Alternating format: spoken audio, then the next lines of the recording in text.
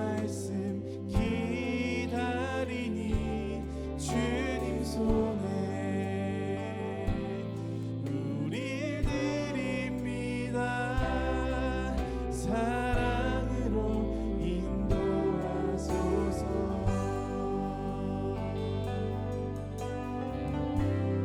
다시 한번 오늘 이곳에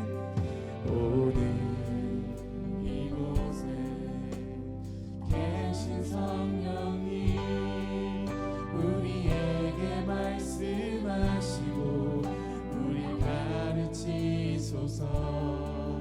같이 우리 맘 열어주시고 주의 빛으로 밝혀 우리 인도하소서.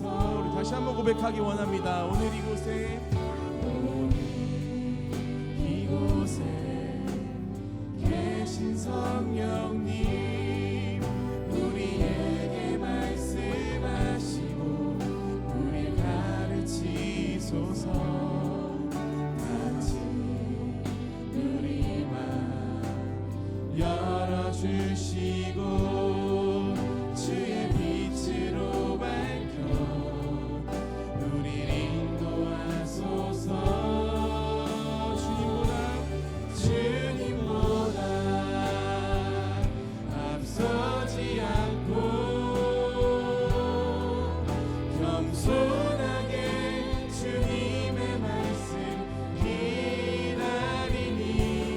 주님 손에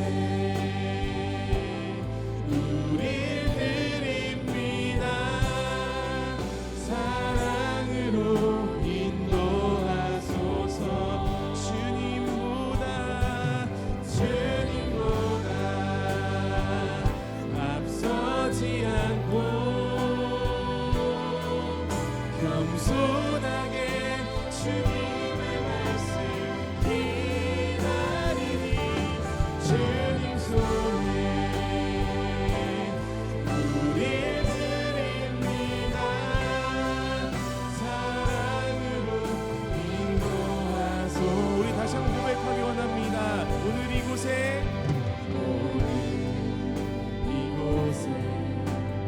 계신 성령님 우리에게 말씀하시고 우릴 가르치소서.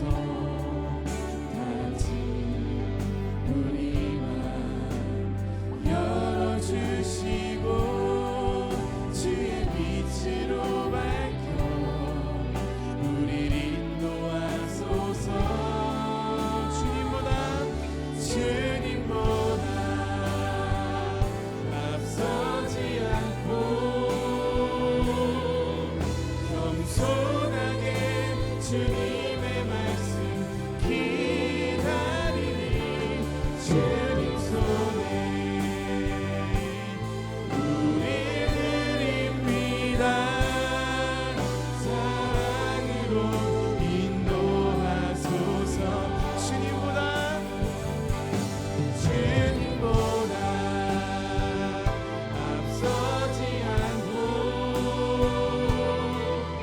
겸손하게 주님의 말씀 기다리니 주님 손에 우릴 드립니다. 사랑으로 인도하소서.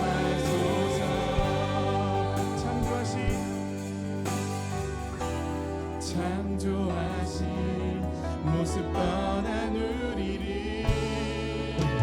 예수와 함께 해주소서. 주님보다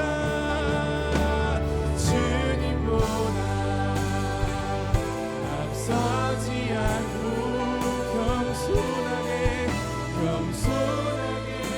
주님의 말씀 기다리니 주님 손에 우릴 드립니다.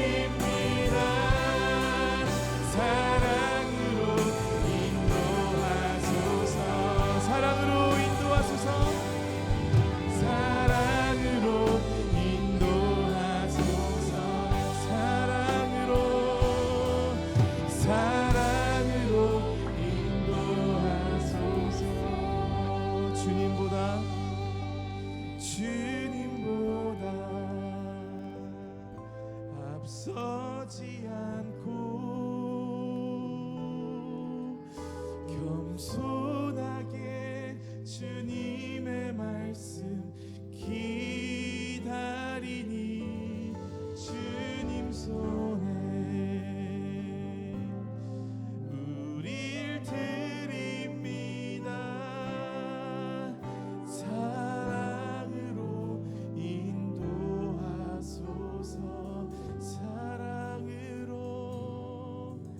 사랑으로 인도하소서. 영광으로 인도하소서. 아멘. 우리를 인도하시고 우리를 주님의 뜻으로 이끄시는 주님을 찬양합니다. 아멘.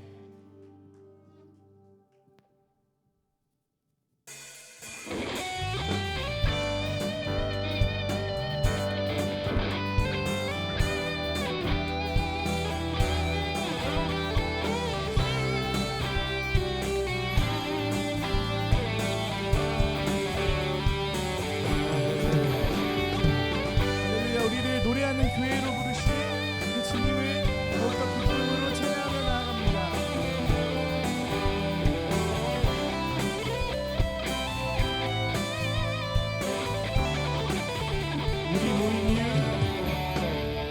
우리 모인 이유 노래하는 이유 존귀하신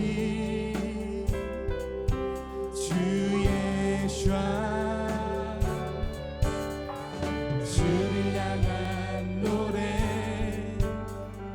세상 향한 노래 부활하신 여기 계신 다시 오실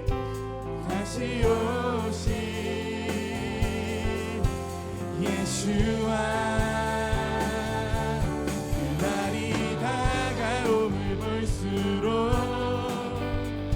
모이기를 힘쓰며 하나님의 교회는 노래하네. 아멘. 이것이 우리의 고백입니다. 주님을 더 가까이 볼수록 터져나오는 노래 하나님의 교회는 찬양하네.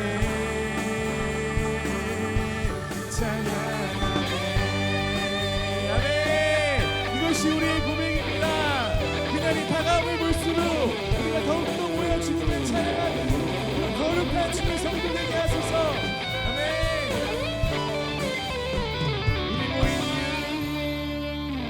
우리 모인 이유 노래하는 이유 아멘. 존귀하신 주 예수와 주를 향한 노래 세상 향한 노래 부활하신 여기 계신 또한 다시 오실 분이십니다. 다시 오실 예수와 그날이 다가옴을 볼수록 모이기를 힘쓰며 하나님의 교회는 노래 아멘.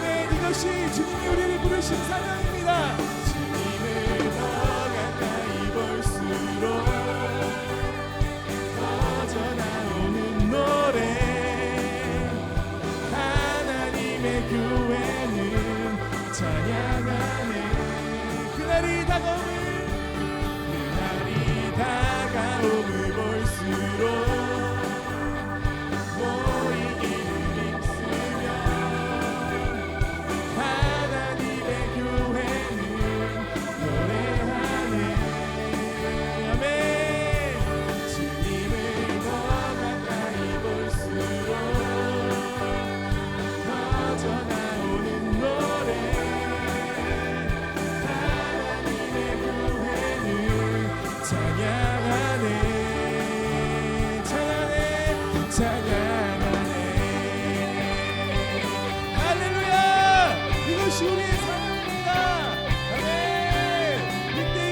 찬양하며 주님을 경배하며 나아가는 주님의 용사가 되기 원합니다. 아멘. 시와 찬미와 신령한 노래로 찬양, 기쁨으로 주께 나아가 함께 찬양. 시와 찬미와 신령한 노래로 찬양. 아멘. 기쁨으로 주께 나아가 함께 찬양. 다시 한번 시와 찬미로 신령한 노래로 찬양, 기쁨으로 주께 나아가 함께 찬양. 아멘. 그날이 다가옴을 볼수록 모이기를 힘쓰며 하나님의 구원을 노래하네.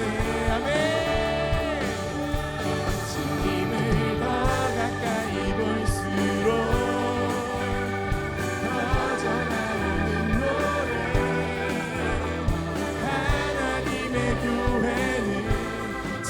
우리 다 같이 선포하며 나갑시다.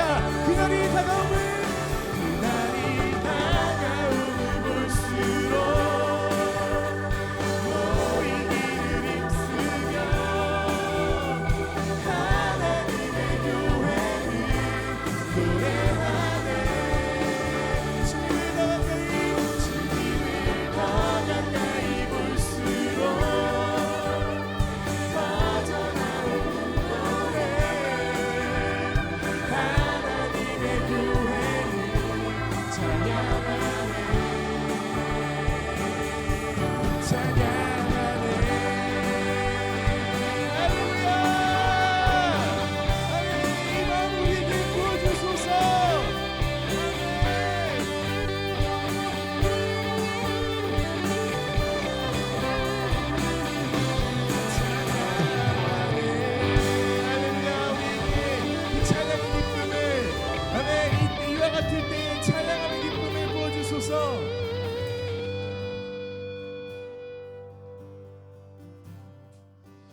그날이 다가옴을 볼수록 모이기를 힘쓰며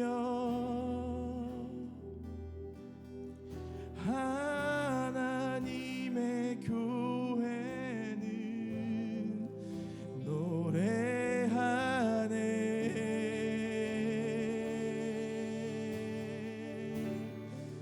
주님을 더 가까이 볼수록 더 전하오는 노래,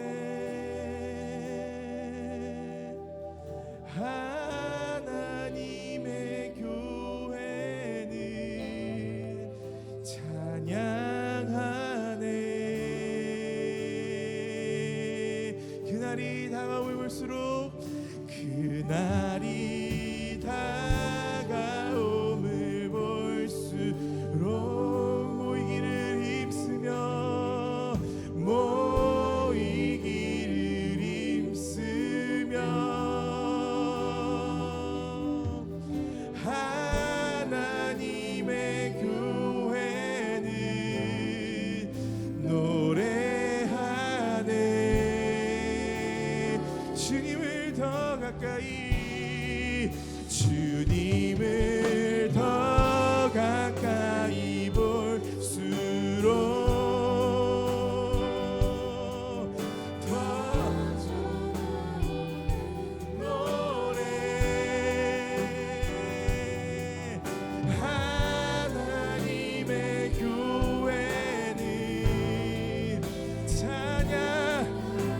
한국교회를 위하여 우리가 선포하며 나아갑시다.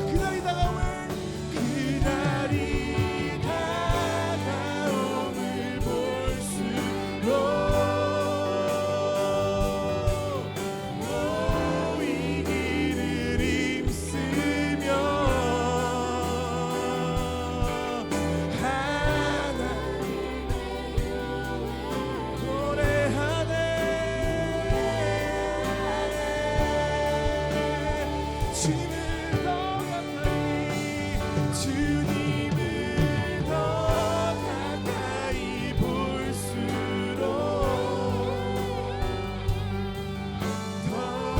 젖어나오는 노래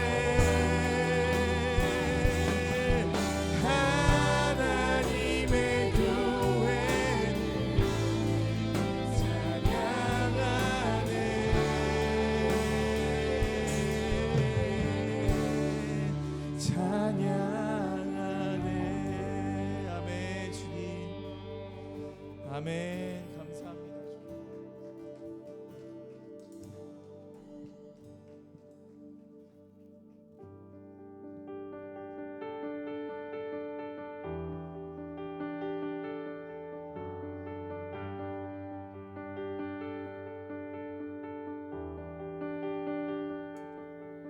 작은 불이 발 모여 생명의 강을 이루고 강줄기들 함께 모여 넓은 바다가 되네.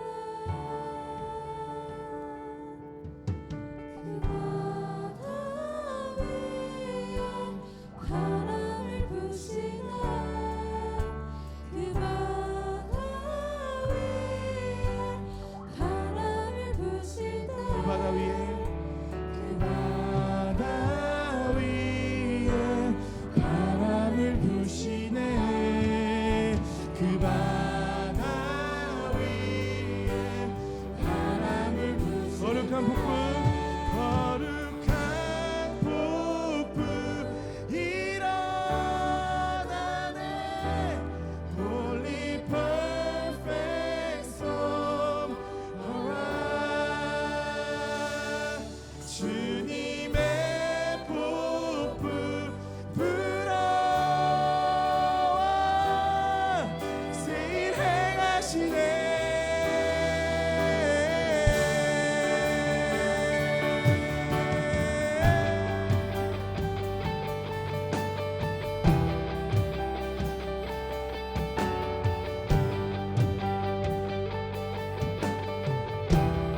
작은 눈물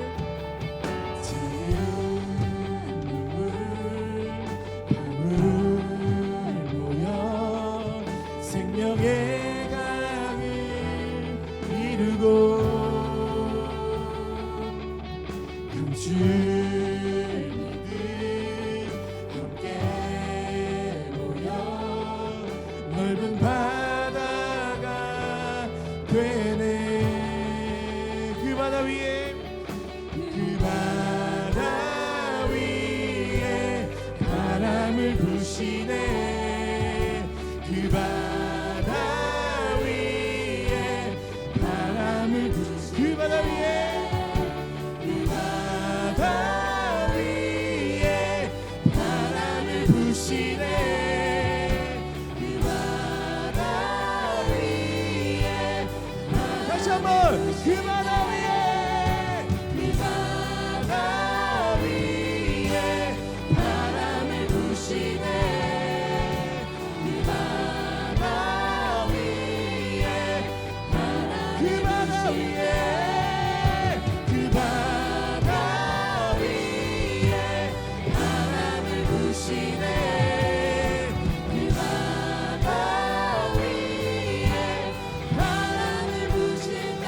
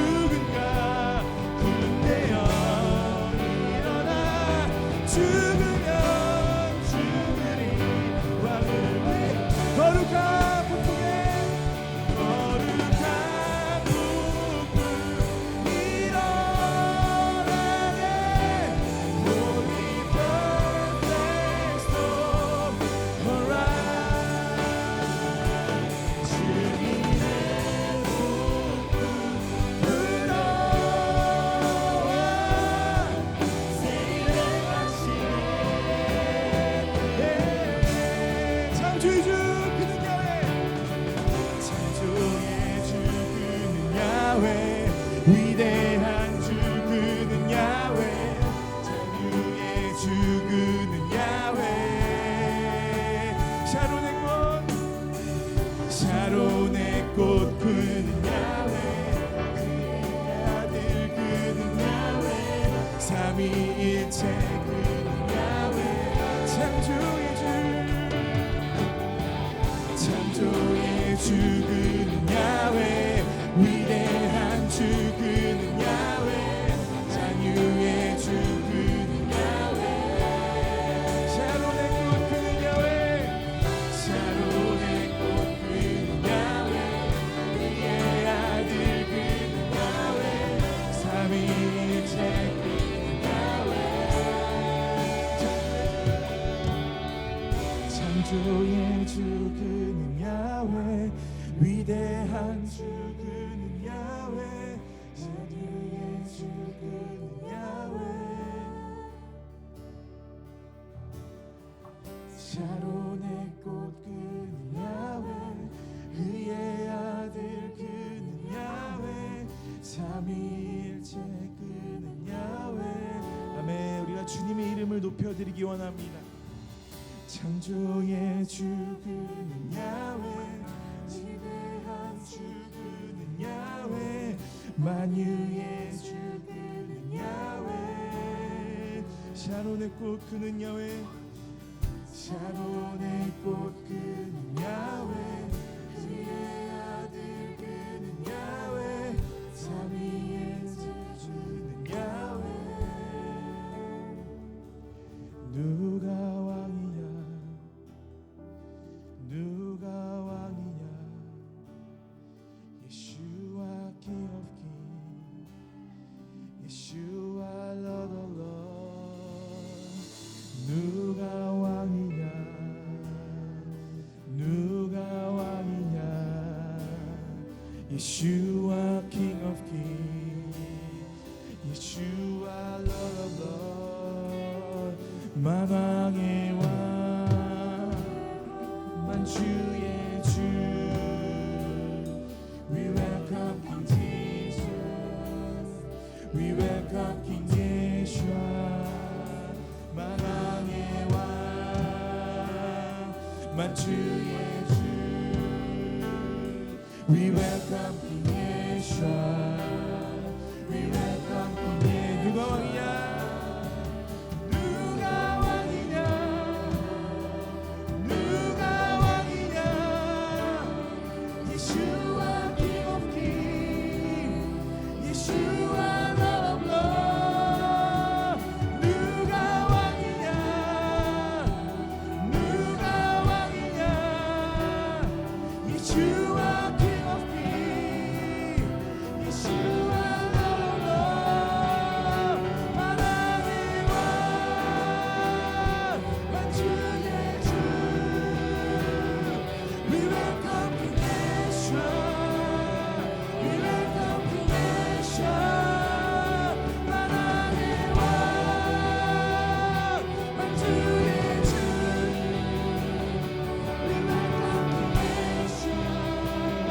We welcome King Yeshua 이를 되시기에 합당하시라 이를 되시기에 합당하시라 유다의 사자 그가 이겼네 이를 되시기에 합당하시라 이를 되시기에 합당하시라 유다의 사자 그가 이겼네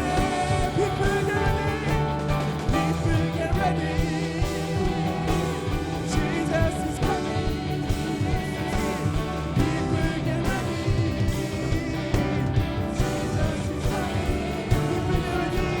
People get ready. Jesus is coming. People get ready. Jesus is coming. Oh yeah. Oh yeah.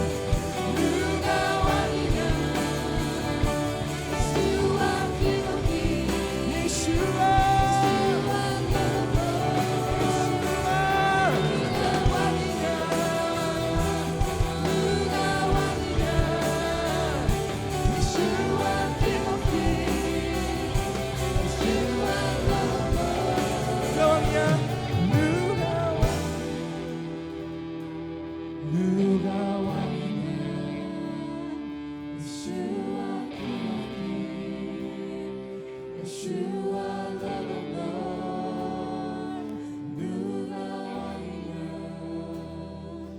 누가 왕이냐 예수와 King of King 예수와 Lord of Lord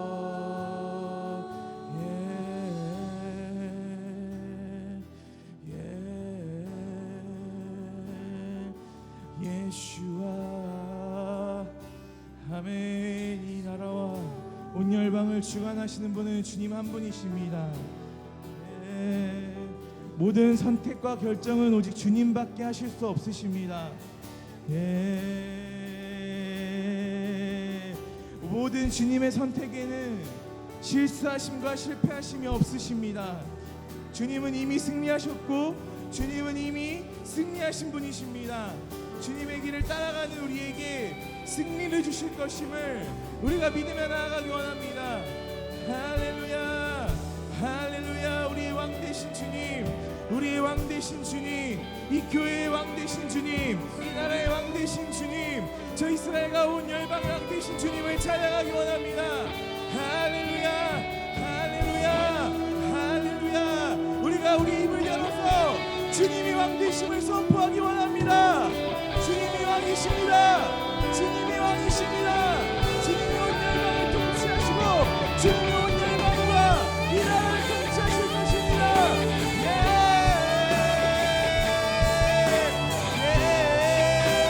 하나님 왕이신 주님을 찬양합니다. 하나님 왕이신 주님을 찬양합니다. 주여 우리를 보내시옵시고 우리를 사용하시옵소서.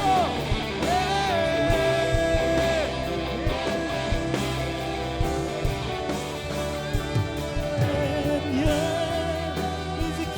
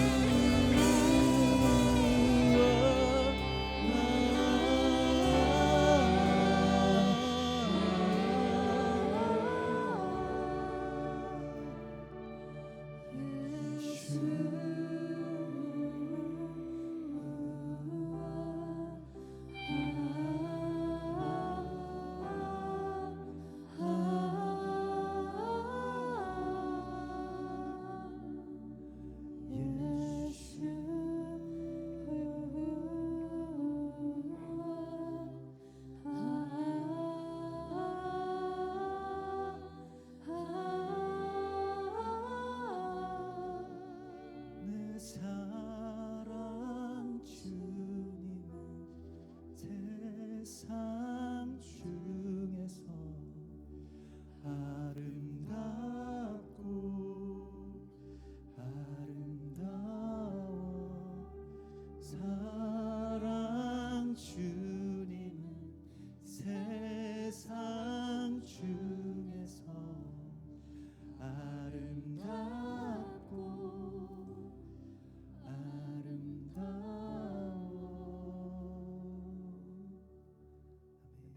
예레미야서 33장 말씀입니다. 33장 1절에서 10절까지의 말씀입니다. 제가 한 절, 여러분들께서 한 절 그렇게 교독하시겠습니다. 예레미야가 아직 시위대 뜰에 갇혀 있을 때에 여호와의 말씀이 그에게 두 번째로 임하니라. 이르시되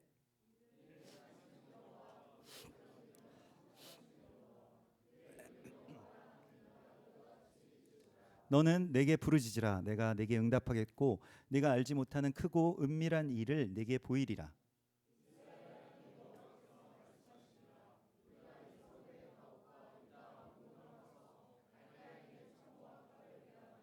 싸우려 하였으나 내가 나의 노여움과 분함으로 그들을 죽이고 그들의 시체로 이 성을 채우게 하였나니 이는 그들의 모든 악행으로 말미암아 나의 얼굴을 가리어 이 성을 돌아보지 아니하였음이라.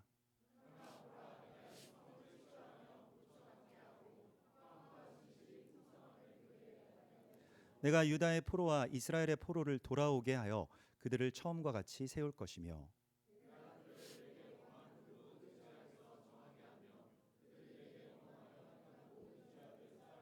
이 성읍이 세계 열방 앞에서 나의 기쁜 이름이 될 것이며 찬송과 영광이 될 것이요 그들은 내가 이 백성에게 베푼 모든 복을 들을 것이요 내가 이 성읍에 베푼 모든 복과 모든 평안으로 말미암아 두려워하며 떨리라. 여호와께서 이와 같이 말씀하시니라. 너희가 가리켜 말하기를 황폐하여 사람도 없고 짐승도 없다 하던 여기 곧 황폐하여서 사람도 없고 주민도 없고 짐승도 없던 유다 성읍들과 예루살렘 거리에서 즐거워하는 소리, 기뻐하는 소리, 신랑의 소리, 신부의 소리와 및 만군의 여호와께 감사하라. 여호와는 선하시니 그 인자하심이 영원하다 하는 소리와 여호와의 성전에 감사제를 드리는 자들의 소리가 다시 들리니 이는 내가 이 땅의 포로를 돌려보내어 지난 날처럼 되게 할 것임이라. 여호와의 말씀이니라. 아멘. 예레미야라고 하는 선지자가 있었습니다. 여러분들도 아시는 되게 유명한 선지자이고요. 구약에서는 그 가장 분량이 많은 성경의 책이 예레미야서입니다. 장수로는 뭐 이사야서가 더 많고 또 편수로는 시편이 더 많을지 몰라도 이 절수로 따지자면 실제 글자의 분량으로 따지자면 예레미야서가 압도적으로 가장 많이 있습니다. 예레미야는 20살부터 선지자로서 부르심을 받았고요. 40년 동안 60살이 될 때까지 이제 선지자의 사명을 다하게 됩니다. 그는 요시야 왕 때의 부르심을 받아서 여호야김 그리고 시드기야 왕이라고 하는 이 세 왕, 뭐 중간에 여호야긴도 잠깐 있습니다만은 그러한 그 왕의 시대를 살면서 예언을 했던 그런 인물입니다. 이 왕의 시대는 어떤 시대냐면 요시야 왕 때가 이스라엘이 이 다윗 왕조가 이제 원조고 최고잖아요. 그런데 그 다윗 왕조의 많은 것들이 다 회복된 일종의 제2의 전성기를 맞이했던 때가 바로 요시야 왕 때입니다. 그래서 아수르에 의해서 북이스라엘이 멸망했고요. 그리고 남유다가 막 이제 아수르가 우리도 멸망시킬 줄 몰라라고 막 떨고 있을 때에 그런데 막 떨면서 기도했는데 오히려 아수르 제국이 이제 쇠퇴하기 시작했습니다. 그러면서 아수르가 빼앗아갔던 많은 것들, 아수르가 더럽혔던 성전들 그런 것들을 요시야 왕이 다시 회복할 수가 있었죠. 그래서 얼마나 나라의 어떤 자신감이 넘쳤겠습니까? 아시리아 제국이잖아요. 그 제국의 소나기에서 우리가 다시 풀려났고 자유함을 얻었다라고 하기 때문에 아주 전성기가 되었습니다. 영적으로도 아주 최고 전성기였는데요. 근데 그 전성기부터 더 점점 성장해 간 것이 아니라 그때가 최고였고 거기서부터 계속 쇠락해 나갔습니다. 여러분은 어떠신가요? 저는 제 2차 베이비붐 세대의 일원으로 저의 학창 시절이나 또 뭐 적어도 IMF가 있기 전까지 94년 5년도 전까지 정말로 호황의 시대를 살았습니다. 이것은 경제적인 호황뿐만이 아니라 교회적으로도 엄청난 부흥의 시대를 살았거든요. 매주 교회에 가보면 엄청나게 성도분들이 늘어나고 있고 주일학교에 자리가 없고 교회를 뭐 그냥 어디나 교회를 짓기만 하면 교회가 꽉 차고 막 그러한 시절이었습니다.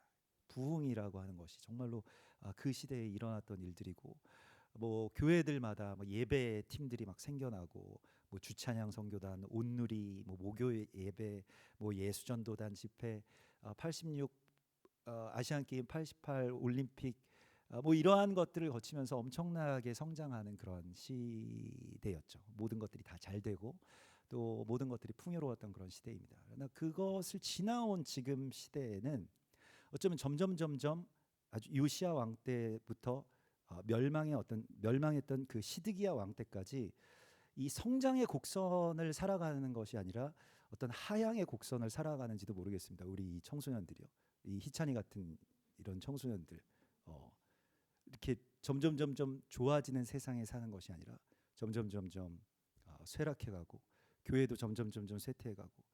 저도 그래서 지난주에 그 예전에 모교회에 한번 그냥 가봤거든요. 그 모교회 도서관에도 가보고 또 거기에 뭐 친교실, 카페 이런 곳에도 이제 가봤습니다. 예전에 추억이 깃들어 있는. 그래서 그때 막 청년들, 뭐 대학생들, 막 중고등학생 때 막 같이 그렇게 시끌벅적했던 그런 곳에 가봤는데요. 여전히 조금 시끌벅적하긴 한데 대부분은 다 노인분들이 계셨습니다. 그것이 뭐 어떻다라고 하는 것이 아니라 시대가 이제 점점 그렇게 되어가고 있는 것이죠. 우리가 살아가는 이 시대의 어떤 그 흐름들에 대하여서 항상 더 좋아지고 더 성장하고 더 무언가 발전하고 이러면 참 좋겠습니다마는 때로는 그 반대의 길을 걷기도 합니다. 예레미야 선지자는 꼭 그 시대의 40년을 예언했던 사람이고요. 이 40년은 그 대칭점에 있는 한 이스라엘의 지도자와 비교됩니다.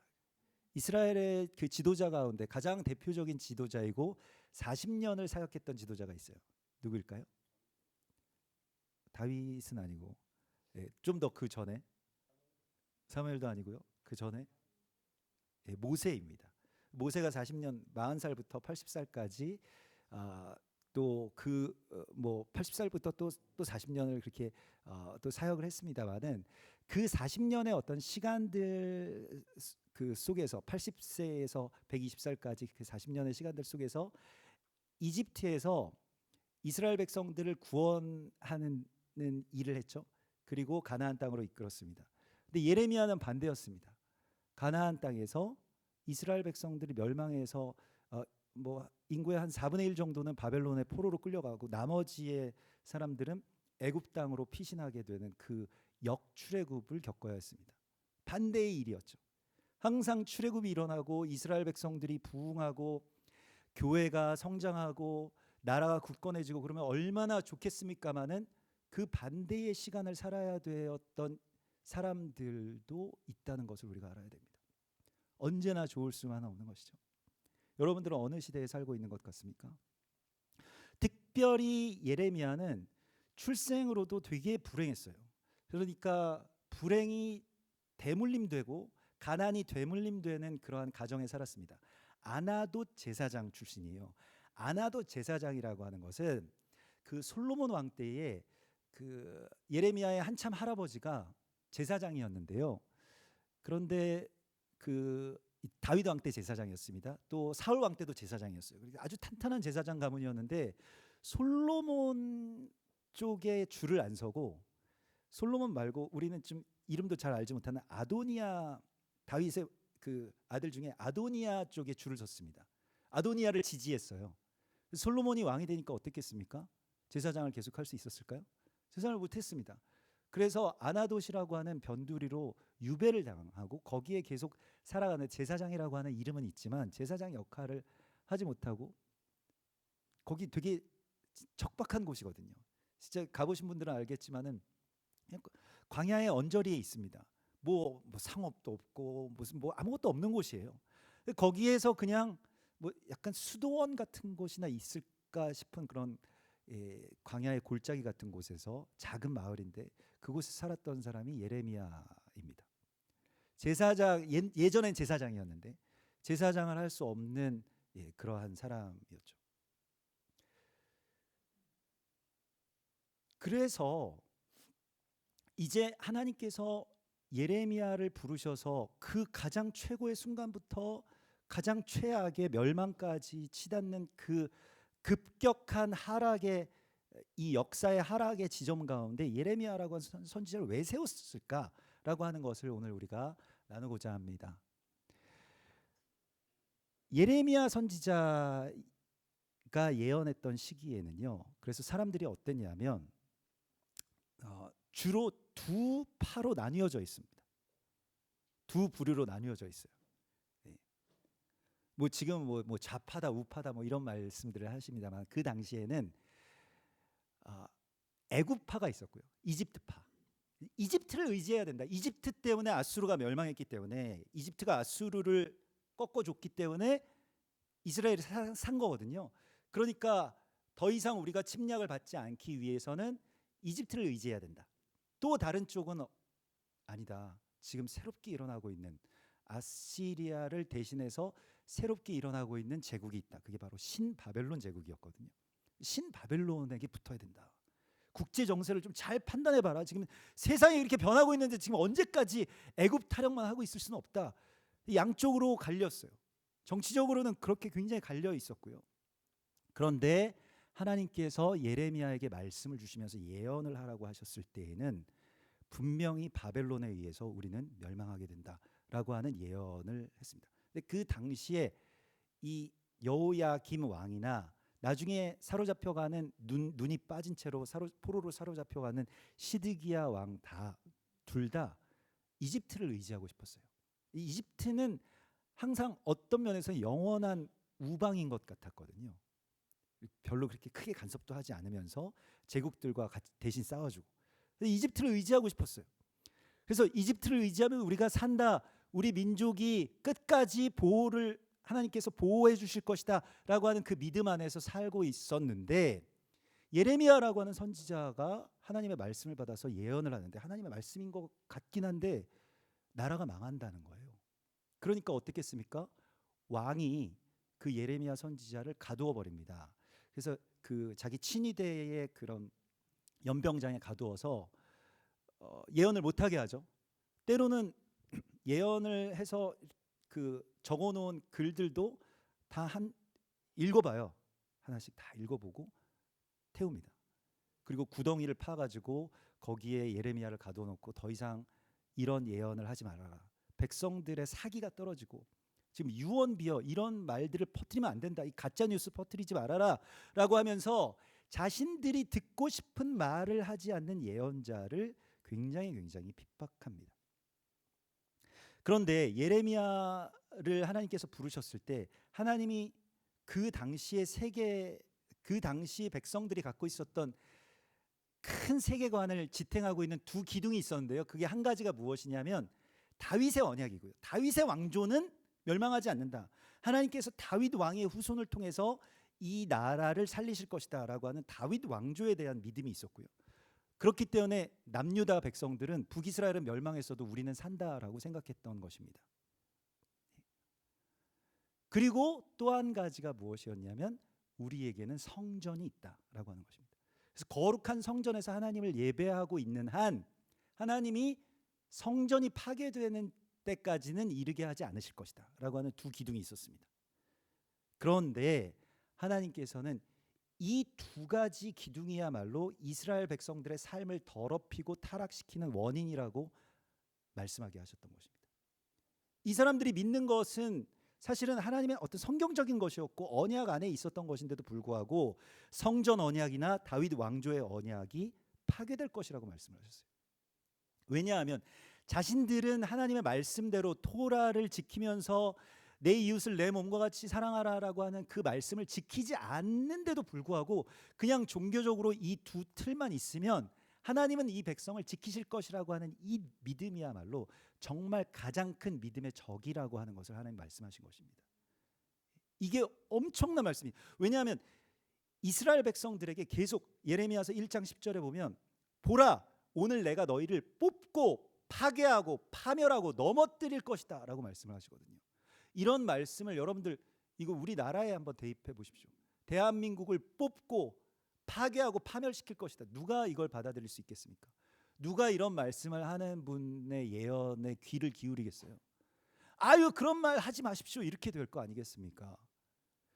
여러분들에게 우리가 한 세대 동안 갖고 있었던 이 나라에서 이 민족에서 우리가 갖고 있었던 어떤 두 기둥이 무엇일까요? 어쩌면 우리에게는 뭐 자유민주주의 대한민국이라고 하는 기둥이 있을 것이고요.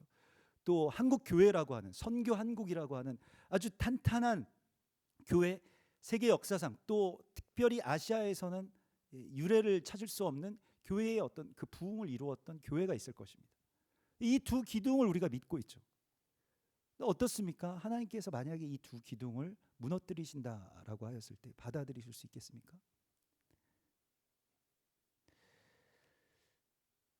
그래서 오늘 하나님께서는 우리에게 이 일들에 대하여서 하나님의 음성을 듣기를 원하십니다. 이것을 전하라고 하셨기 때문에 제가 뭐 안식년이고 또 그렇습니다마는 이 말씀을 꼭 전하라는 마음을 주셔서 오늘 또 이곳에 있게 되었습니다. 근데 오늘 2절의 말씀을 보시면요, 우리 같이 한번 읽어보겠습니다. 2절 말씀 시작. 이를 행하시는 여호와 그것을 만들며 성취하시는 여호와 그의 이름을 여호와라 하는 이가 이와 같이 이르시도다. 이렇게 말씀을 하십니다. 여러분 하나님이 당신의 이름을 우리 가운데 주시는데요. 그 이름을 무엇이라고 주십니까? 여호와라고 하는 이름을 주셨어요. 이거 굉장히 특별한 비밀에 담겨 있는 이름입니다. 근데 오늘 주님께서 그 당신의 이름을 여호와라고 말씀을 하시면서 그 이름을 여호와라고 하시는 이가 이르셨다라고 하시는 그 여호와가 어떤 분이시냐면 2절 처음에 이를 행하시는 여호와라고 되어 있습니다. 이게 오사라고 해서 이게 아사에서 나온 것인데 주님이 이를 실제로 행하신다는 거예요. 이 믿음이라고 하는 것은 히브리서 11장 1절에 보면 바라는 것들의 실상입니다. 그러니까 하나님은 어떤 뜬구름 잡는 어떤 관념이나 신앙이나 신학 안에만 계시지 않고 무엇을 실체화시키시는 분이시라는 것을 말씀하고 있는 것입니다. 이 예레미야서에 대해서 몇 가지 책이 있는데 제가 이번에 준비하면서 예전에 읽었던 책이지만은 한번 다시 봤는데요. 그 유진 피터슨이 예레미야서에 대해서 쓴 책이 있습니다. 그게 한국어로는 주와 함께 달려가리이다라고 하는 제목으로 되어 있고요. 영어 제목은 원래 그 원제는 주와 함께가 아니라 말과 함께 달리겠습니다라고 해서 Run with Horse라고 하는 제목의 책입니다. 그래서 예레미야 12장에 보면 12장 5절에 만일 내가 보행자와 함께 달려도 피곤하면 어찌 능히 말과 달리겠느냐라고 해서 말과 함께 달릴 수 있겠느냐. 그러니까 실제로 하나님이 우리에게 말씀을 주셔서 그 말씀을 실제로 살아갈 수 있겠느냐라고 하는 것을 끊임없이 예레미야에게 물으셨다는 거예요. 그래서 유진 피터슨이 그 책에 써놓은 예레미야서의 가장 큰 특징은 실제적인 것이다. 그래서 거기에 그렇게 써 있습니다. 가장 성경적인 것은 가장 실제적인 것이다. 반대로도 가장 실제적인 것이 가장 성경적인 것이다. 이렇게 써놓았습니다.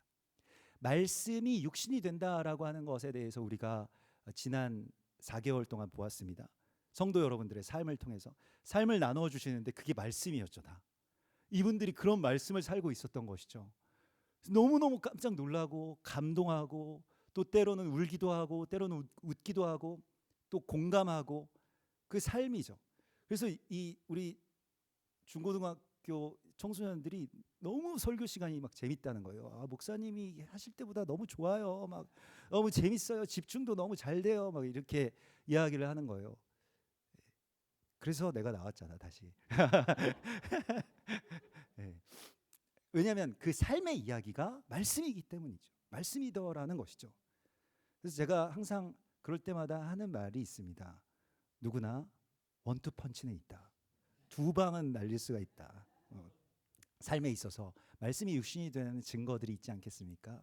그래서 두 방까지만 하면 참 좋겠는데 그 다음부터 이제 세 방, 네 방 그게 좀 어렵게 되는 것이죠. 근데 우리가 말씀으로 돌아가게 되면 말씀이 육신이 된 그 삶의 증거들을 우리가 지난 4개월 동안 보았습니다. 참 너무 감사한 일이었고, 이런 분들과 같이 공동체를 이루어가고 있구나, 한 교회의 식구들이구나, 서로 한 몸으로 연결되어 있구나라고 하는 것이 정말로 영광스러운 시간들이었습니다. 다들 뭐 우리 교회 외부에서도 이렇게 그 말씀 나누는 들을 보시는 분들도 깜짝깜짝 놀라셔서 저에게 굉장히 부럽다라고 말씀을 하시고요. 어떻게 엄청난 분들과 같이 그렇게 계실 수 있느냐라고 하는 것에 대해서 저도 굉장히 큰 복을 받았다라고 생각을 하는데, 예레미야서에 주님께서 여호와의 이름을 말씀을 하실 때 여호와의 이름은 실제 하시는 하나님이다. 그러니까 일을 실제 하시는 하나님이라고 하는 것을 말씀을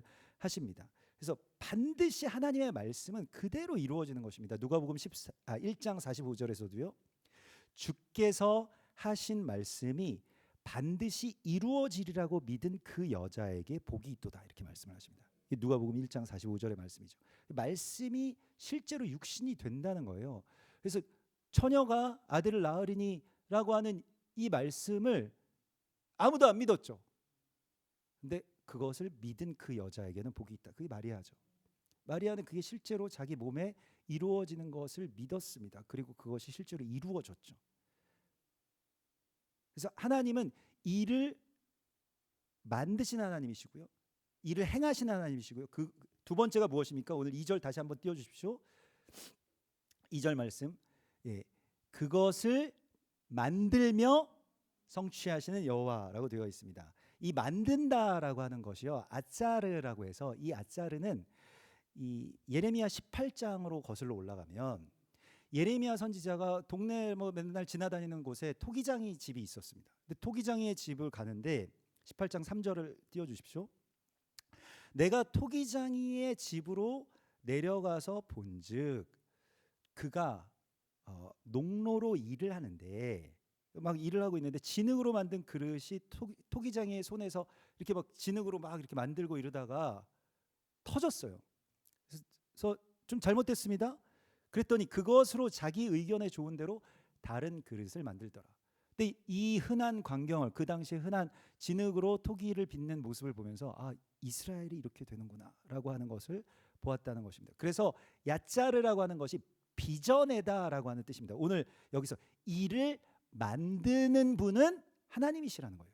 이것에 대하여서 로마서 9장 21절에서 사도 바울이 이것을 인용하죠. 그대로 토기장이가 진흙 한 덩이로 하나는 귀 있을 그릇을, 하나는 천 있을 그릇을 만들 권한이 없겠느냐. 이걸 만드는 분은 하나님이라는 것입니다. 하나님의 주권 아래 있다는 거예요. 여러분이 빚으시는 게 아닙니다. 하나님을 빚어 만들지 말라고 성경은 분명히 말씀하고 있습니다. 하나님이 빚으시는 것입니다. 하나님의 주권 하에 있는 거예요. 예레미야 선지자나 사도 바울이나 로마서 9장에서나 예레미야 18장에서 왜 이런 말씀을 하셨습니까? 이스라엘이 남유다가 멸망할 수도 있다라고 하는 것에 대해서 하나님의 주권 하에 있다라고 하는 것을 그대로 우리가 인정하지 않으면 안 된다라고 하는 것을 말씀드렸습니다. 이것을 받아들이는 거예요. 주권, 절대 주권이 하나님께 있다는 것입니다. 우리는 이론으로는 알지만 실제로 절대 주권을 내가 갖고 싶어 합니다. 내가 빚어가고 싶어 하죠. 그러나 보십시오. 여러분들이 삶에 있어서 여러분들 스스로가 선택하고 빚어나갈 수 있는 부분은 거의 없습니다. 옆에 앉아 계신 분 보십시오. 예전부터 내가 빚어왔던 그 사람이 내 옆에 앉아 있습니까? 그 남편 맞아요? 그렇게 빚으셨습니까? 그분이에요? 내가 빚은 바로 그 사람. 그 예전에 다 터져버렸죠. 그래서 다시 하나님이 또 빚어주신 거예요. 그러면 그것은 하나님의 주권입니다. 나의 선택도 아니고 내 기도에 응답된 것도 아니고 하나님의 주권에 있다는 것입니다. 여러분, 남유다와 북이스라엘이 있었고 북이스라엘이 130년 전에 망했습니다. 그리고 그 후에 남유다가 망하게 되는데요. 우리는 북한을 망했다라고 이야기를 해도 무방하겠습니다만 교회적으로 보면요. 예배를 못 드리고 있으니까요. 왜 북한은 저렇게 됐습니까? 우리는 왜 이렇게 됐고 북한은 왜 저렇게 됐을까요? 북한이 우리보다 북쪽의 사람들이 죄가 많았을까요? 북쪽의 교회가 우리보다 더 무언가 타락했었던가요? 왜 그런지 우리는 알 수 없습니다. 다만 그것에 대한 주권이 하나님께 있었기 때문이라는 것만 우리는 알 수 있습니다.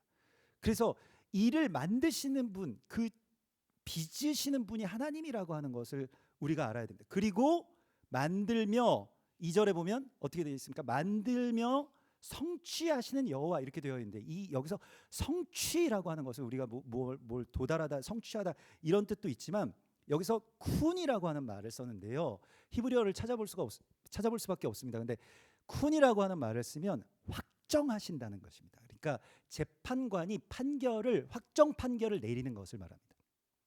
이게 누가 내린다는 것입니까? 여호와께서 내리신다는 거예요. 일의 주권도 하나님께 있고요. 일의 판정도 주님이 하신다는 것입니다. 확정하는 것이요. 그래서 우리는 그 재판관의 확정을 우리가 할 수 없다는 것을 알아야 됩니다. 우리가 지난 불임절 3월 14일 날이 원래 유력한 헌재에서 나오는 탄핵 선고의 기일이었습니다마는 연기됐죠. 그래서 아마도 이번 주를 넘기지 않을 것이라고 대부분 다들 말씀들을 하십니다. 어떤 확정이 나올까요? 어떤 쿤이 나올까요? 그것을 누가 확정하는 것입니까? 야고보서 4장 12절에 보면 입법자와 재판관은 오직 한 분이시니 능히 구원하시기도 하며 멸하기도 하시느니라. 너는 누구이기에 이웃을 판단하느냐.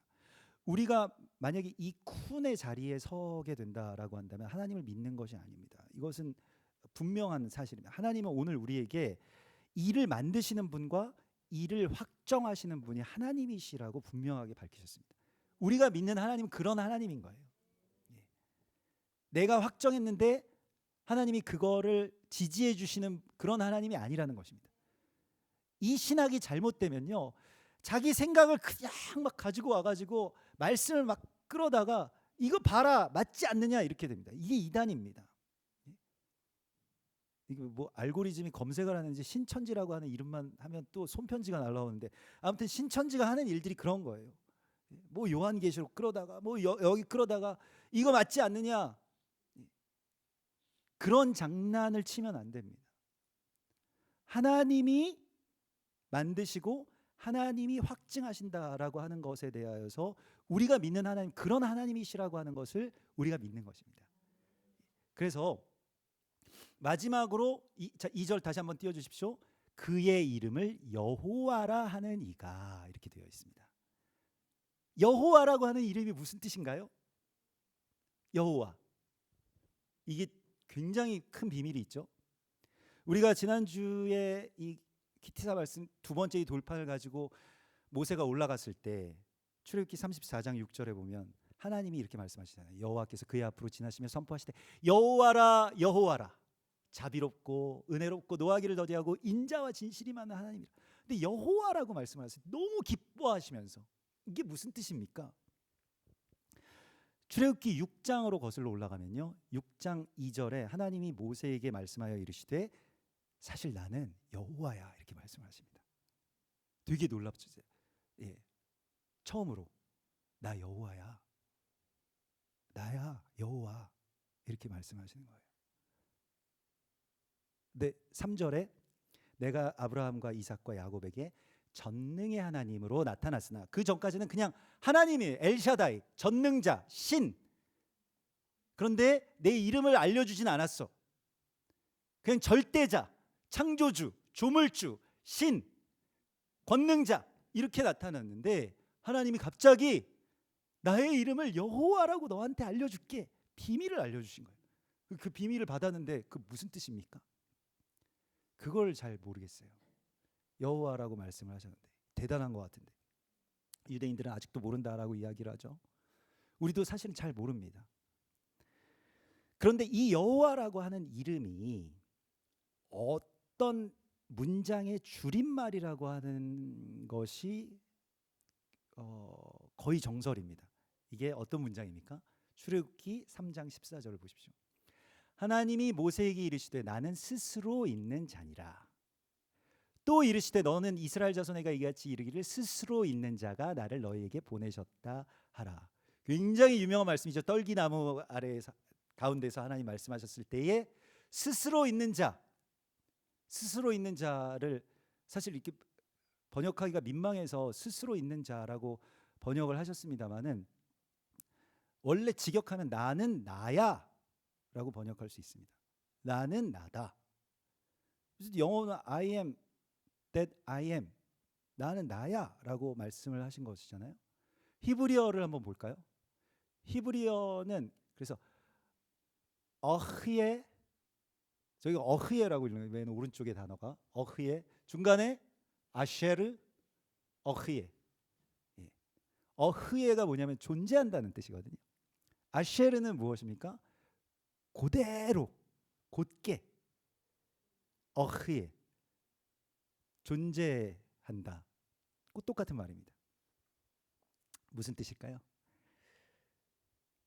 제가 이 어흐예, 아쉐르, 어흐예, 여호와라고 하는 이름의 비밀에 대해서 몇 번 아주 조심스럽게 말씀을 드린 적이 있습니다. 왜냐하면 저는 그 히브리어 학자가 아니기 때문에 이 말씀을 나눌 수, 이렇게 해석할 수 있는 권위가 과연 나에게 있겠는가? 그러니까 전 믿음은 있고 약간 통찰은 있었습니다만은 이걸 그대로 믿었거든요. 근데 나누는데 좀 조심스러움이 있었는데 이제는 막 나눠도 될 것 같은 게, 한국에서 히브리어의 가장 권위자 중에 몇 분이 계세요. 근데 송민원 교수님이라고 하는 분이 있습니다. 이분은 그 시카고 대학에서 고대 근동학 중에서 히브리어를 전공하신 분이고요. 거기서 강의를 하셨습니다. 매코믹 신학교를 나오셨고, 아무튼 고대 히브리어, 뭐 현대 히브리어, 성경 히브리어에 있어서는 세계적인 권위자이신데 이분이 최근에 책을 발간하셨는데요. 그 책의 이름이 뭐냐면 히브리어의 시간이라고 하는 책입니다. 여러분들도 한번 사서 보시면 되게 재밌을 거예요. 예, 히브리어의 시간이라고 하는 책인데 여기에 너무 반갑게도 어흐예, 아쉐르, 어흐예가 무슨 뜻일까? 스스로 있는 자가 무슨 뜻일까? 이분이 이제 정말 세계적인 석학인데 이걸 밝혀놓으신 거예요. 너무 기대하는 마음으로 갔는데 저랑 제가 생각했던 거랑 너무 똑같은 거예요. 그래서 제가 시카고 대학교 구경도 못했지만은, 시카고 대학 진짜 좋은 대학이거든요. 시카고 대학에서 이 히브리어를 공부하신 이분이 똑같은 말씀을 하시니까 이게 너무 안심이 됐습니다. 나 이단 아니구나. 나 잘못되지 않았구나. 잘못 해석하지 않았구나. 아흐에, 어셰르, 아흐에에 대해서 제 텍스트를 한번 띄워주실 수 있겠습니까? 그 책에 써져 있는 글대로 그대로 옮긴 겁니다. 스스로 계실 수 있는 분이 홀로 계시기를 원치 않으시고 자신의 피조물인 아브라함과 이삭, 야곱과의 관계 속에서 자신을 나타내십니다. 가장 높은 곳에 계신 분께서 끊임없이 이 세상에 개입하시기로 결심하십니다. 하나님께서는 자신이 창조한 이 세상을 너무도 사랑하셔서 기어이 사람의 모습으로 스스로를 드러내십니다.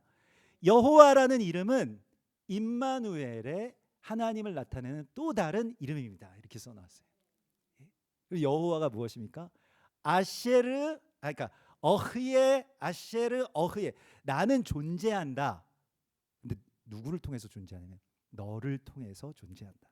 너의 존재가 나의 존재라고 말씀하신 거예요. 굉장한 말씀입니다. 이런 신이 없어요. 신은 그냥 숭배를 받기를 원하는 신들만 있었는데, 그런데 하나님은 여러분들을 통해서 그대로 나타나시기를 원하셨다는 것입니다. 여러분들을 통해서 이 세상 가운데 끊임없이 임마누엘 하시기를 원하신다는 것입니다. 그래서 출애굽기 7장 1절에 보면 이런 말씀이 나옵니다. 여호와께서 모세에게 이르시되 볼지어다 내가 너를 바로에게 신같이 되게 하였은즉 내 형 아론은 내 대언자가 되리라 하고 말씀을 하십니다. 요한복음 10장 34절에서 그때 사람들이 하나님은 그냥 숭배의 대상으로만 전락시켰죠. 근데 예수께서 오셔서 아니야, 하나님 그렇게 숭배의 대상이 아니라 나를 통해서 하나님 나타나셔, 살아계셔, 이렇게 말씀하시니까 막 돌을 들어서 죽이려고 했죠. 그때 예수께서 어떻게 말씀하십니까? 10장 34절에 예수께서 이르시되, 다 같이 읽어볼까요? 너희 율법에 기록된 바 내가 너희를 신이라 하였노라 하지 아니하였느냐? 성경은 패하지 못하나니 하나님의 말씀을 받은 사람들을 신이라 하셨거든. 여러분들이 신인 것입니다. 신, 하나님, 여호와. 이것만 또 따가지고 또 요즘 위험해가지고요. 자, 시편 82편 6절을 보면요, 이런 말씀이 나옵니다. 내가 말하기를 너희는, 자 읽어보겠습니다. 시작. 내가 말하기를 너희는 신들이며 다 지존자의 아들들이라 하였으나 그러나 너희는 사람처럼 죽으며 고관에 하나같이 넘어지리로다. 여러분, 사람답게 살라는 말에 현혹되지 마십시오. 신답게 살아야 됩니다. 하나님처럼 이 세상에 나타나야 됩니다. 하나님을 그대로 나타내는 것이 우리의 본분입니다.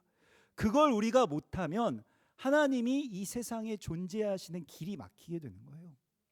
그러면 세상이 망하게 되는 것입니다. 세상에 지금 많은 문제들이요, 여러분들이 말씀하시는 무슨 정치, 경제, 문화의 그런 많은 문제들은 다 하나님의 아들들이 제대로 나타나지 않았을 때 일어나는 문제들입니다. 여러분들이 하나님의 그 모습을 그대로 나타낸다면, 신이 된다면, 그러면 그때 하나님의 나라가 그곳에서 이루어지기 시작합니다. 어떻게 해야 돼요? 그럼 어떻게 하나님의 나라를 이루어갈까요? 거기에 대해서 여기서 멈추지 않고 계속 말씀을 하십니다. 자, 그 다음 절의 말씀이요, 3절 같이 읽어보겠습니다. 시작. 너는 내게 부르짖으라. 내가 내게 응답하겠고 내가 알지 못하는 크고 은밀한 일을 내게 보이리라. 그럼 우리는 무엇을 하면 됩니까? 부르짖으면 되는 것입니다. 부르짖는 것은 두 가지인데요, 하나는 펑펑 우는 것입니다. 엉엉 우는 거예요. 그냥 통곡하고 우는 것입니다. 지금 하나님께서 찾으시는 사람은요, 막 자 일로 와서 여기 앉아봐, 내가 말하는 거 잘 들어, 이게 맞는 거야, 이런 사람이 아닙니다. 하나님이 지금 찾으시는 분은요, 우는 사람이에요. 우리가 지난주에 불임절의 절기를 지나왔습니다. 그걸 지키셨는데, 불임절 에스더서 4장 1절을 보면 모르드게가 이 민족이 망한다는 말을 듣고 어떻게 합니까? 이 모든 일을 알고 자기 옷을 찢고 굵은 베옷을 입고 재를 뒤집어 쓰고 성중에 나가서 대성통곡하며 왕의 명령과 조서가 각 지방의 이름에 유다인이 크게 애통하여 금식하며 울며 부르짖고 굵은 베옷을 입고 재에 누운 자가 무수하더라. 제가 지난주에 저희 모교회도 가고 고향에 가서 제가 그 20대 때 예레미야처럼 뭔가 하나님 말씀을 받은 적이 있었어요. 그래서 그걸 연극으로 만들어가지고 거리에서 공연을 한 적이 있었습니다. 이게 갤러리아 백화점 앞에서 그 거리 공연을 한번 한 적이 있었는데, 그 교회에서부터, 그 소망교회에서부터 갤러리아까지 이렇게 퍼레이드를 했어요. 인형 같은 걸 들고 가가지고 사람들 앞에서, 그 갤러리아 그때 막 오렌지족들 다니고 막 그럴 때입니다. 막 화려한 그곳에서 쭉 무릎 꿇고 앉아가지고, 그 크리스마스였는데 미가서 1장 8절의 말씀을 선포했었거든요. 애통하고 애통하고 애통하고 애통하라. 애곡하고 애곡하고 애곡하고 애곡하라. 다들 울면서 우리 그걸 선포를 하자. 우리 지금 울어야 될 때다. 지금 이렇게 막 크리스마스 즐겨야 될 때가 아니고 우리 울어야 될 때다. 무슨 뜻인지는 몰랐어요. 근데 지금 생각해 보니까 알겠더라고요. 예레미야 선지자도 예레미야 9장 1절에 보면 이런 간구가 있습니다. 여러분, 지금은 우리가 이 간구를 드려야 됩니다. 어찌하면 내 머리는 물이 되고 내 눈은 눈물의 근원이 될고 죽임을 당한 딸 내 백성을 위하여 주야로 울리로다. 예레미야는 이렇게 그냥 울었거든요. 지금은 가르칠 어른이 필요한 것이 아닙니다. 주님의 신부가 필요하다고 말씀하세요. 그래서 9장 17절에 만군의 여호와께서 이와 같이 말씀하실 때 너희는 잘 생각해보고 곡하는 부녀를 불러오며 우는 신부를 데려오라는 거예요. 또 사람을 보내 지혜로운 부녀를 불러오되 그들이 빨리 와서 우리를 위하여 애곡하여 우리의 눈에서 눈물이 떨어지게 하며 우리의 눈꺼풀에서 물이 쏟아지게 하라. 제가 이 예레미야서를 이번에 묵상하고 공부하면서 예전에 저의 은사이신 그 장신대 아주 너무 존경스러운 삶과 정말 말씀이 일치되어 계신 몇 안 되는 교수님 중에 한 분이셨는데 박동현 교수님이라고 구약학 교수님이 있습니다. 그분이 예레미야서를 강의하시면서 번역해 놓으신 우리말로 이 처절하게 번역해 놓으신 글이 있더라고요. 예레미야 4장 19절인데 예레미야 4장 19절은 슬프고 아프다 내 마음속이 아프고 내 마음이 답답하여 잠잠할 수 없으니 이는 나의 심령이 나팔 소리와 전쟁의 경보를 들음이로다. 그러니까 전쟁이 일어날 것 같은데 이 나라에 그래서 다 망할 것 같은데 이걸 어떻게 번역하셨냐면요. 이거 그냥 원문 그대로 번역하신 것입니다. 아이고 몸 뒤틀리네. 꽉 막힌 내 가슴 내 마음 시끄러워 가만 못 있겠음은 쇼파르 소리 전쟁 아우성 소리가 나서 듣고 있기 때문이라. 몸이 뒤틀린다는 거예요. 아이고 이런 곡을 했다는 거예요. 예전에 그 판소리 그런 것처럼. 나라가 망해가는데 지금 뭐가 뭐 이론이 어떻고 뭐가 어떻고 이집트파에 가야 되고 뭐 바벨론파에 가야 되고 신바벨론파에 가야 되고 이런 게 아니라는 것입니다. 울 수밖에 없다는 거예요. 지금 가장 지혜로운 신부의 모습은 교회의 모습은 울면서 하나님께 애통해서 부르짖는 것입니다. 빨리 이 신부를 데려오라고 말씀하고 계세요. 빨리 이 신부를 찾아서 데려와라. 같이 울면서 하나님께 기도할 수 있는 이 눈물의 샘을 열 수 있는 그 신부를 데려오라는 것입니다. 그게 에스더 시대에는 모르드게였고요. 지금 이 시대는 여러분들이 되어야 됩니다. 우는 것이죠. 엄마처럼요. 아이들이 잘못되어서 아니면 무언가 가정이 잘못되어서 그러면 신부는 울 수밖에 없지 않겠어요?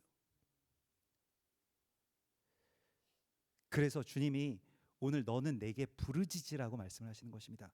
그러면 내가 너에게 응답하겠고 두 번째 부르짖으면 주님 찬양하는 것이지 예배하는 것입니다. 그럼에도 불구하고 주님을 높이는 것입니다. 이 두 부르짖음만 있다면 우리는 살 수 있습니다. 그래서 주님이 우리에게 응답하신다고 말씀하시는데요. 응답은 어디에서 오는 것이냐면 주님이 우리에게 응답하시는 것입니다. 우리가 원하는 응답은 상황이 바뀌는 것들일 거예요. 뭐가 이렇게 되게 해주십시오. 돈을 뭐 이렇게 받게 해주십시오. 뭐 문제가 해결되게 해주십시오. 이런 것들이죠. 근데 주님은 내가 너에게 응답하겠다라고 말씀을 하십니다. 그 응답은 무엇이냐면요. 그래서 아나라고 하는 히브리어를 썼는데 주님의 응답은 무엇이냐면 내가 너를 이제 주목하여 볼 거다. 이제 가만히 너를 계속 봐줄 거야 이렇게 말씀하세요. 그게 응답이에요. 여러분 모든 응답은 하나님과의 관계에서 오는 것입니다. 하나님과의 관계가 풀어지는 것이 응답입니다. 어쩌면 내가 원하는 응답이 아닐 수도 있어요. 그러나 그 응답이 아니라도 하나님은 보고 계신다는 것입니다. 그러면 된 거예요. 이스라엘 백성들이 예레미야를 좋아하면서도 싫어했던 이유, 이 애증의 관계였던 이유는 바로 이것에 있었습니다. 예레미야가 하나님의 사람으로 말씀을 전하는 것 같은데 내가 듣고 싶은 말을 해주지 않는다는 것이었죠. 근데 여러분 오늘 주님 어떻게 말씀하십니까? 너는 내게 부르짖으라. 내가 내게 응답하겠고 내가 너에게 응답하겠고 그리고 무엇입니까? 마지막으로 크고 은밀한 일을 내게 보이리라 이렇게 말씀을 하십니다. 여러분 제가 지난주에 영화를 하나 봤는데요. 아카데미에서 극본상을 받은 영화입니다. 콘클라베라고 하는 영화인데 카톨릭을 가장 성공하고 가장 악한 이단이라고 생각하기 때문에 카톨릭의 어떤 비리를 파헤치는 영화일 거야라고 하면서 제가 봤는데 물론 그런 영화 맞습니다. 근데 교황이 죽고 새로운 교황을 선출하는 그 기간에 전 세계의 추기경들을 다 모아가지고 감금을 시킵니다. 콘클라베라고 하는 것이 열쇠를 이제 봉인한다는 뜻이거든요. 그래서 감금을 시킨 후에 이제 교황을 선출할 때까지 계속 비밀 투표를 붙이는 거예요. 근데 그 안에서 벌어지는 여러 가지 암투들, 뭐 여러 가지 사건들을 이렇게 그린 설명만 들으면 재미없어서 안 보실 것 같은데, 예, 뭐 안 보셔도 상관없습니다. 근데 제가 거기서 갑자기 충격을 받은 게, 거기 추기경단의 단장이 나오는데, 추기경단의 단장이 처음에 전 세계 추기경들 모아놓고 이제 설교를 하는 거예요. 그 투표 전에 마지막 설교. 근데 뭐 라틴어로 뭐 이런저런 설교를 합니다. 근데 그거 이쯤에서 그만하고 제 마음을, 제 고백을 하나 해야 될 것 같습니다라고 하면서 그 추기경이 어떤 설명을 하냐면, 저는 이때까지 계속 싸워왔던 적이 있습니다. 제가 싸워왔던 바로 그 적은, 저의 믿음의 적은 확신입니다라고 이야기를 하기 시작합니다.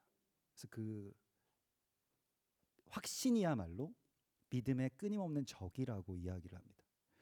저는 거기에서 충격을 받았어요. 왜냐하면 이게 그 로버트 해리스라고 하는 분의 소설에서 온 글인데, 믿음은 그냥 확신 아닌가 이렇게 생각할 수 있잖아요. 근데 곰곰이 생각해보면, 곰곰이 묵상해보면 믿음은 오히려 의심과 한 쌍이어야 된다는 것입니다. 확신과 짝이 되면 믿음은 그대로 그냥 소멸되어 버립니다. 믿음이 아니게 돼요. 확신, 확증, 그냥 이건 이런 거야 라고 우리가 괴로워하지 않고 고민하지 않고 애통해하지 않는 순간부터 여러 가지 문제들이 발생합니다. 예수님께서는 그 믿음의 토대 위에서도 늘 의심하셨습니다. 그렇기 때문에 땀방울이 핏방울이 될 때까지 기도하실 수 있었고요. 그리고 십자가의 그 마지막 순간까지도 엘리 엘리 라마 사박다니, 나의 하나님 어찌하여 나를 버리시나이까 라고 의심하실 수 있었습니다. 그 끊임없는 의심이야말로 믿음을 더 강하게 만드는 이야기가 됩니다. 우리가 내 신념이나 내 사고나 내 철학이나 나의 어떤 정치적인 해답이나 이런 것들에 대하여서 의심하지 않는 순간부터 굉장히 많은 문제들이 발생합니다. 이게 하나님의 뜻이 맞습니까? 하나님은 어떤 뜻을 갖고 계신가요? 라고 하는 것을 질문하지 않는 순간부터요. 여러분 그 질문들을 하십니까? 여러분이 확증하고 있는, 여러분이 믿고 있는 것에 대해서 끊임없이 의심해 보십니까? 자기 자신에 대해서도요. 내 삶은 그래 나 정도 살면 돼 라고 그렇게 자신 있게 말씀하실 수 있는가요? 계속해서 의심하고 자신의 신념과 삶에 대해서 계속 땀방울이 핏방울이 될 때까지의 그 고통스러운 부르짖음을 주님 앞에 드릴 수 있어야 됩니다. 우리가 이스라엘에 대해서 알게 되면서 로마서 11장을 배우게 되면서 가장 놀라는 부분은 이것입니다. 하나님이 이스라엘을 멸망시키는 데까지 이르신 것에 대하여서 바울이 순종하는 장면이죠. 그 모든 일들에 대하여서 자기가 갖고 있었던, 바울은 민족주의자고 지금으로 치면 시오니스트입니다. 시온주의자죠. 이스라엘 백성들, 내가 유대인 중에 유대인이고 바리새인 중에 바리새인이다 늘 말하잖아요. 자기 민족을 위해서라면 내 생명을 지워줘도 상관없다. 영원한 지옥불에 떨어져도 상관없다. 여러분 그 정도의 애국자들이 여기 계신지는 모르겠습니다. 내 생명 그리고 영원한 지옥불에 내가 떨어지더라도 민족을 구원할 수 있다면 나를 드리겠다라고 하는 그 정도의 마음이 있었어요. 사도 바울은 그 정도의 애국자입니다. 그런데 하나님은 이스라엘을 망하게 하시겠다고 말씀하세요. 로마에 의해서. 전에 예레미야에게 말씀하셨던 바벨론에 의해서 유다 왕국이 멸망할 것이라는 그 말씀을 똑같이 받습니다. 그때에 사도 바울이 로마서 11장을 쓰면서 깊도다 하나님의 지혜와 지식에 풍성하며 그의 판단은 헤아리지 못할 것이며 그의 길은 찾지 못할 것이로다. 누가 주의 마음을 알았느냐? 누가 그의 모사가 되었느냐? 누가 주께 먼저 드려서 갚으심을 받겠느냐? 여러분 의심이 믿음과 한 쌍이 될 때 신비를 지킬 수가 있습니다. 그 신비에서는 하나님이 어떤 신비로 지금 이 나라를 다스리고 계신지를 우리는 다 알지 못한다라고 하는 그 겸손함 가운데서 우리가 순복하는 것입니다. 하나님이 이스라엘을 멸망시키는 이유가 무엇일까요? 그 당시의 사람들은 몰랐습니다. 하나님이 다윗 왕조를 무너뜨리신 이유가 무엇일까요? 모르겠다는 거예요. 그런데 예레미야 선지자와 사도 바울은 그걸 알았습니다. 그게 무엇일까요? 이스라엘이 멸망하고, 여러분 보십시오. 이스라엘이 망하고 남유다도 한 세대 만에 망하고요. 로마에 의해서 또 망하고, 도망갔던 유럽에 흩어져 있던, 전역에 흩어져 있던 그 유대인들 600만 명이 학살당할 때에 하나님 뭘 하고 계셨던 걸까? 왜 그런 일들이 일어났을까? 우리는 아직 다 그 미스테리를 알지 못합니다. 그 신비에 대해서 다 알지 못합니다. 그러나 분명한 것은 하나님께서 이스라엘 백성들을 택하신 이유가 열방을 구원하기 위함이라고 하는 것을 말씀하십니다. 항상 그 말씀을 하세요. 그 열방을 구원하기 위해서 이스라엘을 택한 것이지, 열방은 아무 짝에도 쓸모없고 다 망해도 뭐 다 죽어도 상관없고 이스라엘만 지키면 된다라고 하는 그 믿음 안에 이스라엘이 있다라고 한다면 항상 멸망시키셨습니다. 대한민국은 어떻습니까? 하나님 왜 대한민국을 택하셨을까요? 무엇 때문입니까? 여러분 이걸 알고 계십니까? 여기에 대하여서 예레미야서 1장에 보면, 예레미야를 주님께서 1장 3절에 보면, 1장 5절에 보면, 내가 너를 모태에서 짓기 전에 너를 알았고 내가 배에서 나오기 전에 너를 성별하였고, 그 뒤에 무엇이 나옵니까? 너를 여러 나라의 선지자로 세웠노라, 이렇게 말씀하십니다. 유대인들의 선지자가 아니고요, 여러 나라의 선지자로 세웠다고 말씀하세요. 예레미야가 이 말씀을 받아들입니다. 그래서 정말 자기 예언한 게 성취되는 게 기분 좋았겠습니까? 정말 비통한 마음으로 무엇을 했냐면요, 예레미야서는 이스라엘 멸망하고 남유다 멸망하는 것으로 끝나지 않습니다. 그 이후에 열방을 향해서 나아갑니다. 그래서 열방 예언들이 있어요. 예레미야 선지자는 열방을 향해서 하나님의 마음을 전하기 시작합니다. 경고하기 시작하고요, 회개하라고 촉구하기 시작합니다. 여러분 유대인들의 가장 큰 회개의 날이 언제입니까? 욤키푸르죠. 대속죄일입니다. 대속죄일에 유대인들이 읽는 본문이, 회개의 본문이 어디냐면요, 요나서예요. 요나 선지자에게 아수르로 가서 이 이스라엘을 대적하고 이스라엘을 멸망시키려고 하는 아수르 사람들에게 회개하게 하라. 근데 요나가 순종하지 않죠. 그런데 하나님께서 그들을 회개하게끔 만드십니다. 이 일들에 대하여서 우리는 알 수 없는 하나님의 이 신비가 남아있다는 것입니다. 나라가 이렇게 되는 것, 앞으로 어떤 다음 주에는 어떤 판결이 나올 것입니다. 그것에 대하여서 여러분들이 여러 가지 바랬던 일일 수도 있고 바라지 않은 일일 수도 있을 것입니다. 그러면 하나님은 어디 계실까요? 하나님은 지금 무엇을 하고 계십니까? 근데 누가 하나님을 가르칠 수 있겠느냐, 이렇게 말씀하십니다. 하나님의 계획 아래에 있다는 거예요. 이 나라가 어떻게 되어가고 있는 것, 우리가 성장하든 아니면 우리가 쇠퇴해 가든, 어쩌면 여러분이 가장 걱정하는 모습, 가장 듣기 싫은 일들, 가장 보기 싫은 그러한 모습이 나타날 수도 있겠죠. 앞으로의 이 나라는요, 앞으로의 이 교회들은요. 그럼 그것은 누구의 뜻입니까? 우리는 여기에서 내가 알지 못하는 크고 비밀한 일을 너에게 보이리라 말씀하신 하나님의 말씀을 기대하는 것입니다. 여러분 성경을 펼치면요, 하나님은 창조주의 모습으로 나옵니다. 창의적인 분이시죠. 혼돈과 공허를 그냥 두지 않고 창조를 통해서 이거를 다시 반전시켜 버리십니다. 우리가 지난주에 불임절을 지키면서, 불임절 얼마나 비극적인 날이고 막 원수 맺음의 날이고 막 이렇습니까? 근데 어떻습니까? 자녀들과 함께 우리 사진 한번 보여주시겠어요? 가정에서 막 저렇게 하만의 귀 뭐 만두처럼 만들어가지고, 만두귀, 하만 만두귀였다고 하는데, 아무튼 만두를 빚어가지고 또 뭐 먹기도 하고 또 쿠키도 저렇게 만들어가지고 하만 타쉔이라고 해서 실제로 저렇게 귀 모양으로 만들어서 이렇게 한 입씩 베어 먹곤 합니다. 불임절에 저렇게 아이들과 같이 불임절을 지키고, 지금 이 마지막 때에 우리는 굉장히 창의적으로 여러분들이 이 세상에 하나님으로 등장할 때라고 하나님 말씀하고 계세요. 어떻게 하는 것입니까? 하나님께 부르짖고요. 그리고 불임절을 지키는 몇 가지의 방법들을 가이드로 써서 드렸는데 무엇입니까?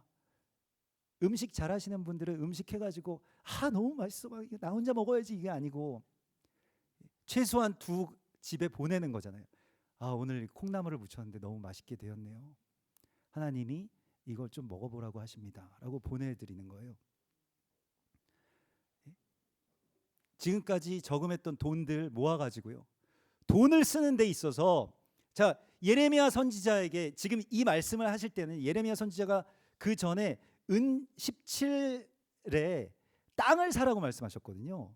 그래서 32장에 보면 그 나라가 멸망하는데 돈 써가지고 어디 자기 사촌 땅을 사게 합니다. 대신 땅을 사게 해요. 돈을 굉장히 창조적으로 쓰는 것입니다. 지금 막 다들 사람들 막 돈 없어서 막 뭐 나도 없어요, 막 저금해야 돼요, 뭐 앞으로 뭐 해야 돼요. 돈을 창의적으로 쓰는 거예요. 그래서 내가 하나님처럼 되는 데에 돈을 쓰는 것입니다. 마지막 때에 이렇게 하라고 말씀하세요. 얼마 전에 우리 수련회가 있었는데 수련회 때 그 수련회비가 이제 청소년들은 그래도 엄마 아빠가 주시잖아요. 엄마 아빠 주셨지 너희.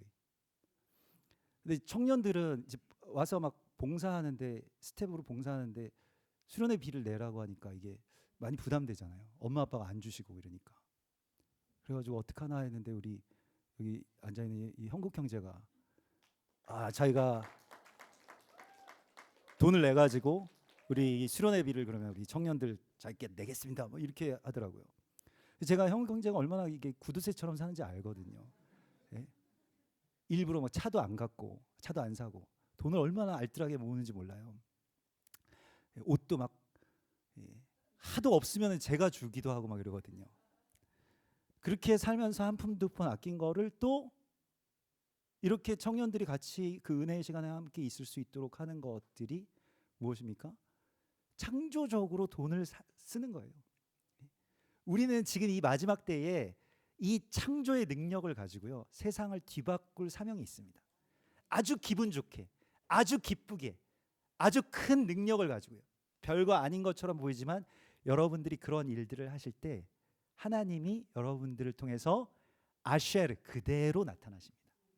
여러분들이 하나님처럼 보이게 되는 거예요. 교회가 그 능력을 회복할 때에만 부흥이 있습니다. 교회가 지금까지는 그냥 어떤 뜬구름 잡는 어떤 그런 이야기들만 해왔다라고 한다면 믿음 실제로 그러면 나의 돈과 나의 시간과 나의 삶을 통해서 실제로 하나님의 나라를 만들어가는 바로 그 일들, 그것을 여러분들에게 하라고 말씀하십니다. 여러분, 그 반전이 여러분들을 통해서 일어날 것입니다. 이 세상 가운데 하나님의 나라가 여러분들을 통해서 그대로 나타날 것을 믿음으로 축원합니다.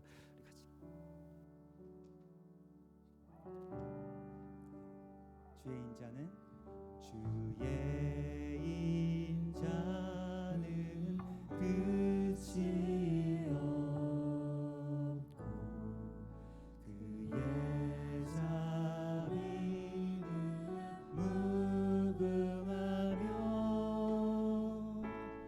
아침마다 새롭고 늘 새로우니 주의 성실이 금이라 성실하신 주의 주님, 이것이 우리의 고백으로 하나님께 드리겠습니다. 주의 인자는 끝이 없고 그의 자비는 무궁하며 아침마다 새롭고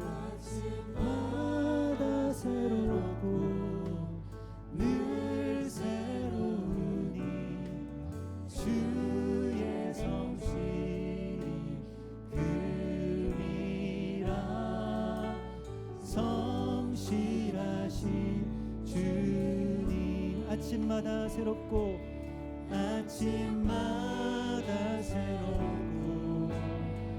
늘 새로우니 주의 성실이 금이라 성실하신 주님. 우리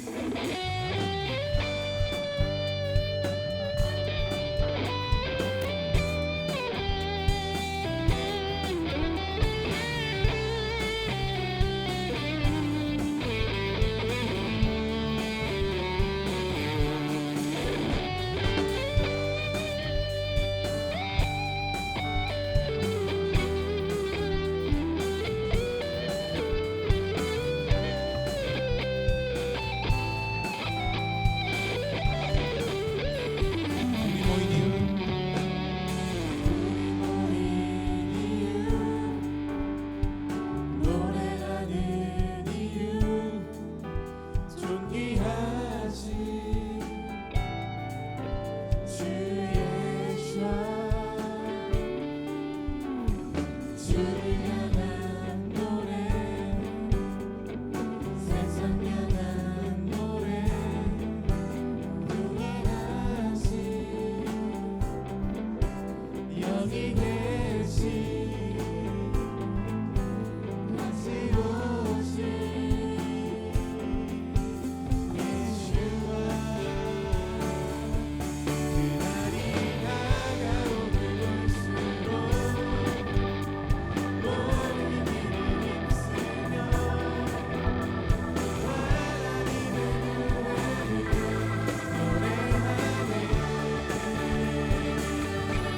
주님을 더 가까이 볼수록 퍼져나오는 노래 하나님의 교회는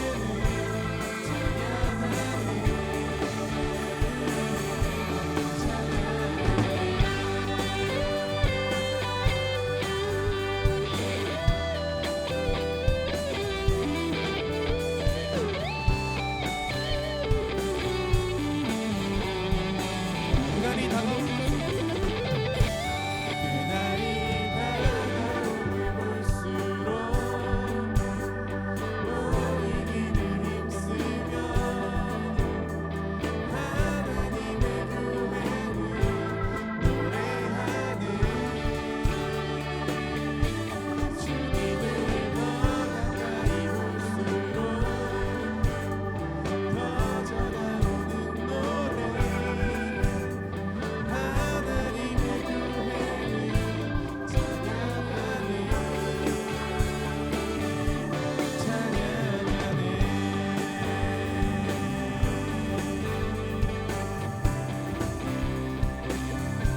찬양